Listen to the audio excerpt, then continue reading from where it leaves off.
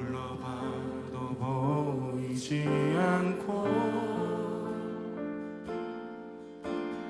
막혀버린 삶의 현실들 가슴 속에 시린 눈물과 두려움에 지쳐버린 내 삶 속에 서 있는 내게 안타까워서 내미시네 눈을 뜨니 주님 계시네 나를 안고 그의 길로 날 인도하시네 지금 이 자리에서 주를 바라보며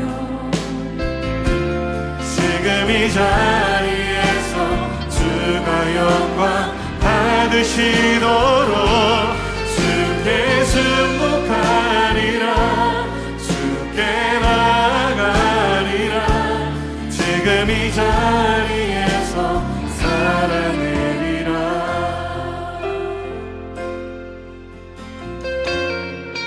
아픔 속에 서 있는 내게 안타까워서 내미시네 눈을 뜨니 주님 계시네 나를 안고 그의 길로 날 인도하시네 지금 이 자리에서 주를 바라보며 지금 이 자리에서 주가 영광 받으시도록 주께 승복하리라 주께 나가리라 지금 이 자리에서 살아내리라 다시 한번 고백합시다 지금 이 자리에서 사랑하는 주님, 오늘도 주께서 주신 지정의를 가지고 말씀 앞에 섭니다. 성령님 이 시간 함께 하셔서 말씀을 조명해 주심으로 말미암아 우리를 향하신 하나님의 뜻을 알게 하시고 그 뜻에 맞게 우리의 삶을 재조정하는 시간 될 수 있도록 도와주시옵소서. 예수님의 이름으로 기도합니다. 아멘. 오늘 함께 보실 말씀은 하박국 2장 2절부터 11절까지 말씀입니다. 제목은 의인은 믿음으로 살리라 라는 제목입니다. 함께 읽도록 하겠습니다. 여호와께서 내게 대답하여 이르시되 너는 이 묵시를 기록하여 판에 명백히 새기되 달려가면서도 읽을 수 있게 하라. 이 묵시는 정한 때가 있나니 그 종말이 속히 이르겠고 결코 거짓되지 아니하리라. 비록 더딜지라도 기다리라. 지체되지 않고 반드시 응하리라. 보라 그의 마음은 교만하며 그 속에서 정직하지 못하나 의인은 그의 믿음으로 말미암아 살리라. 그는 술을 즐기며 거짓되고 교만하여 가만히 있지 아니하고 스올처럼 자기의 욕심을 넓히며 또 그는 사망 같아서 족한 줄을 모르고 자기에게로 여러 나라를 모으며 여러 백성을 모으나니 그 무리가 다 속담으로 그를 평론하며 조롱하는 시로 그를 풍자하지 않겠느냐. 곧 이르기를 화 있을진저 자기 소유 아닌 것을 모으는 자여 언제까지 이르겠느냐. 볼모 잡은 것으로 무겁게 짐진 자여 너를 억누를 자들이 갑자기 일어나지 않겠느냐. 너를 괴롭힐 자들이 깨어나지 않겠느냐. 내가 그들에게 노략을 당하지 않겠느냐. 내가 여러 나라를 노략하였으므로 그 모든 민족의 남은 자가 너를 노략하리니 이는 내가 사람의 피를 흘렸으며 또 땅과 성읍과 그 안의 모든 주민에게 강포를 행하였음이니라.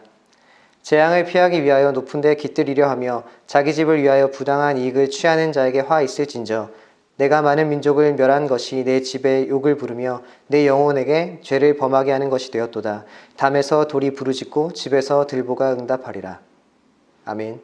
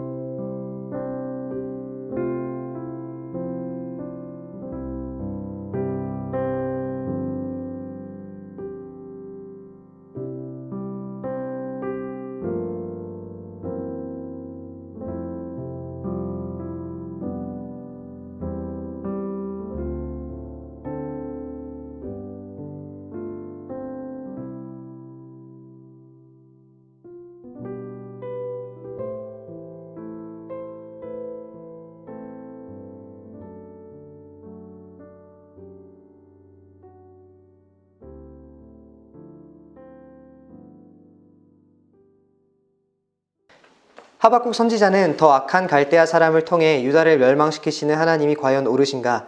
악인이 더 의로운 일을 삼키는 현실에 대한 질문을 가지고 하나님께 묻습니다.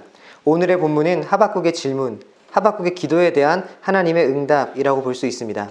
저는 오늘 본문을 크게 두 부분으로 나누어 묵상했습니다. 첫 번째 부분은 2장 2절부터 5절까지 하박국 질문에 대한 하나님의 대답이며, 두 번째 부분은 2장 6절부터 11절까지 하박국에서 언급되는 5가지 화 중에 2가지 화에 대한 부분입니다. 첫 번째 부분을 보면 비슷하게 반복되어지는 단어가 있습니다. 기록하여 명백히 새기되 정한 때가 있다. 속히 이를 것이다. 거짓되지 아니하리라. 지체되지 않고 반드시 응하리라. 하박국의 기도에 대한 하나님의 응답은 갈대아 사람들을 통한 유다의 종말이 분명히 일어날 것이라는 응답이었습니다. 그러나 이것은 하나님의 백성을 버리시는 모습은 아닙니다. 4절을 보면 의인은 그의 믿음으로 말미암아 살리라 라고 말씀하십니다. 즉 일어날 종말이라는 것은 단순히 유다의 멸망이 아니라 악인은 심판을 맞이하고 의인은 살리심을 받게 되는 무너진 것 같은 하나님의 정의가 바로 서는 그날이 분명히 올 것이라는 응답입니다. 두 번째 부분은 악인에 대한 고발을 다룬 5가지 화 중에 2가지 화에 대한 이야기입니다. 6절부터 8절까지는 자기 소유가 아닌 것을 모으는 자에게 화를 선포합니다. 악인의 특징은 끝도 없는 취리입니다. 그들은 조금도 만족할 줄 모르고 더 모으고 더 쌓아둡니다. 그 결과 자신이 노력하던 자들에게 도리어 노력을 당하는 일을 겪게 될 것을 선포합니다. 9절부터 11절까지는 자기 집을 위하여 부당한 이익을 취하는 자에게 화를 선포합니다. 첫 번째 부분에서는 자기 소유가 아닌 것을 모으는 태도 자체에 관심이 있다면, 두 번째 부분에서는 부당한 이익을 취하는 이유에 관심이 있습니다. 9절을 보면 악인이 약자들을 착취하여 부당한 이익을 취하는 이유는 재앙에서 벗어나기 위해서 높은 곳에 그 둥지를 마련하기 위함이라고 얘기합니다. 이 9절에서 재앙으로 번역된 단어, 그리고 부당한이라고 번역된 단어는 사실 원어로 보면 동일하게 악하다 라는 의미를 가진 단어입니다. 즉, 자신들의 삶에 닥칠 악을 피하기 위해서 악을 행하는 것이 바로 악인들의 특징이다라는 것입니다. 저자는 그들이 지은 집에 사용된 돌들이 부르짖고 들보가 응답하리라 하는 표현을 통해서 이들의 행위가 결코 숨겨지지 않고 드러날 것을 이야기합니다. 결론적으로 하박국서는 악인의 번성에 대해 묻고 하나님은 5가지 화를 통해 악인의 행위는 결코 숨겨지지 않으며 반드시 심판될 것을 선포하신다고 볼 수 있습니다. 저는 오늘 본문을 통해 하나님 나라 백성다운 삶의 태도를 몇 가지 점검해야 되겠다고 결단할 수 있었습니다. 먼저 하나님은 하박국의 기도에 응답하십니다. 오늘도 살아계시는 하나님께서 우리의 간절한 기도에 반드시 응답하실 것이라는 믿음을 가지고 기도의 자리에 서는 하루가 돼야 되겠다라는 결단의 시간이었습니다. 두 번째로 의인은 믿음으로 살게 될 것이라고 말씀하십니다. 믿음이라고 번역된 단어는 히브리어로 에무나라는 단어인데요. 이것은 사실 확고함, 신실함이라는 의미를 가진 단어입니다. 즉, 이 믿음은 어떤 신앙 체계에 대한 믿음이 아니라 하나님을 굳게 믿고 현재를 그 믿음에 기초하여 여전히 하나님의 백성답게 살아가는 삶의 태도를 의미합니다. 하나님의 정의가 무너진 것 같은 하루를 살게 될 때 하나님의 정의가 분명히 회복될 것을 신뢰하며 신실한 삶으로 믿음을 증명하는 하루가 되기를 결단하는 시간이 되었습니다. 마지막으로 세상에 가득한 악과 불의를 당연하게 여기지 않겠다는 결연한 선포를 가지고 악인의 특징적인 모습이 나의 삶에 있지 않은지 점검하는 하루가 되기를 바라는 시간이었습니다. 오늘 여러분의 묵상은 어떠하셨나요? 오늘 본문의 내용은 하박국의 기도에 대한 하나님의 응답이었습니다. 오늘도 여전히 살아계셔서 우리의 기도에 응답하신다라는 분명한 믿음을 가지고 오늘 하루 기도의 자리에 서시는 저와 여러분이 되기를 소망합니다. 또한 분명히 하나님께서 하나님의 정의를 회복하시는 날이 올 거라는 믿음을 가지고 신실함이라는 태도로 믿음을 증명하시는 하루가 되기를 소망하고, 또한 악인들의 모습이 혹시나 내 안에 있지는 않은지 점검함을 통하여서 오늘도 하나님 나라 백성답게 살아가시는 저와 여러분 되기를 소망합니다. 기도하겠습니다. 오늘도 여전히 살아계시는 하나님, 말씀을 통해 우리를 향하신 하나님의 마음을 알게 하시니 감사드립니다. 하박국의 기도에 응답하시는 모습을 기억하며 오늘도 응답하실 하나님 앞에 나아가는 하루가 되게 하여 주시옵소서. 때로는 하나님의 정의가 무너진 것만 같은 이해되지 않는 일들이 펼쳐지는 인생 속에서 하나님의 정의가 회복되어질 것이라는 분명한 믿음을 가지고 오늘도 신실함으로 확인되어지는 믿음을 가지고 살게 하소서. 또한 자신의 이익을 위해 다른 사람들을 배려하지 않는 모습이 내 안에 있지는 않은지 늘 점검하며 오늘도 묵묵히 하나님의 백성의 걸음을 걷는 우리가 되게 하소서. 예수님의 이름으로 기도합니다. 아멘.